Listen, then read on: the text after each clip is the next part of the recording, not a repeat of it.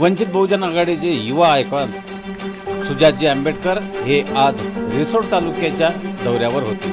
वाशिम जिल्ह्यातील बुलढाणा जिल्ह्याला लागून असलेल्या श्रद्धा पिंपरी या गावी आज प्रचारनिमित्त मान्य प्रकाशजी आंबेडकर यांचे सुपुत्र सुजातदादा आंबेडकर हे आज आले होते। ते पिंपरीमध्ये आल्यानंतर त्यांनी छत्रपती शिवाजी महाराज यांना हार घालून अभिवादन केले। तसे डॉक्टर बाबासाहेब आंबेडकर यांना सुद्धा त्यांनी हार घालून अभिवादन केले। त्यानंतर त्यांनी छोटेखानी सभा आयोजित करून तिथे आपल्या मुलाचे मार्गदर्शन केले। त्यांच्यासोबत त्यांचे समता सैनिक दलाचे सैनिक व शेकडो कार्यकर्ते हे सुद्धा उपस्थित होते। त्यांनी आपल्या संपूर्ण जनतेला संबोधित केले की आज रोजी आपले संविधान वाचवणे गरजेचे आहे। संविधान विरोधी भाजपला रोखण्यासाठी व पराभूत करण्यासाठी आपण सर्वांनी वंचित बहुजन आघाडीला भरमसाठ मतांनी विजय करून लोकशाही टिकवण्यासाठी व संविधान वाचवण्यासाठी सहकार्य करावे। संविधान वाचवण्यासाठी एकमेव वंचित आघाडी हेच कार्य करत असून तेच संविधानाने कार्य करीत आहे। तेव्हा आपल्या मतदारसंघातील जो विकास राहिलेला आहे तो पूर्ण करण्यासाठी व भाजप लोकांना जे मूर्ख बनवत आहे त्यांना रोखण्यासाठी आपल्याला वंचित बहुजन आघाडीच्या उमेदवाराला निवडून देणे गरजेचे आहे। अशा प्रकारचे अनेक उदाहरणे देऊन बाळासाहेब आंबेडकर यांचे सुपुत्र सुजातदादा यांनी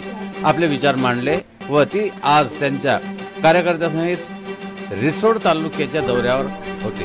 ते ठिकठिकाणी आपल्या पक्षाचा व उमेदवाराचा प्रचार करीत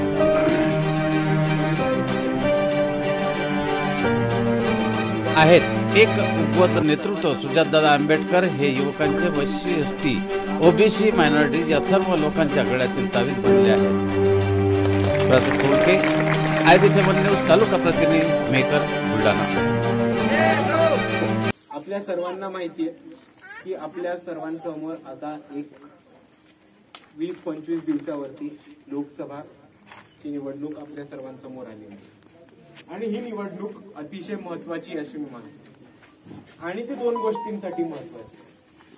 पहिली गोष्ट याच्यासाठी की आज या देशामध्ये अशी एक ताकद उभी राहिली जिला भारताचं संविधान नष्ट करायचंय, आपल्या डोक्यावरती परत एकदा आधुनिक मनुस्मृती लादायची, 21व्या शतकातलं जातीवाद उभा करायचंय आणि भारतातल्या संविधानाने इकडच्या दलितांना, आदिवासींना, बहुजनांना, मुसलमानांना, तमाम अल्पसंख्याकांना आणि वंचितांना जे सुरक्षण दिलंय, ज्या सवलती दिल्यात, ज्या आपल्या विकासासाठी, प्रगतीसाठी सुधार कायदे, सुधार योजना बनवल्यात, त्या मोडीत काढायच्यात आणि आपली प्रगती आणि आपल्या तरक्कीचा रस्ता बंद करायचा आहे हे आपण सर्वांनी लक्षात घेतलं पाहिजे।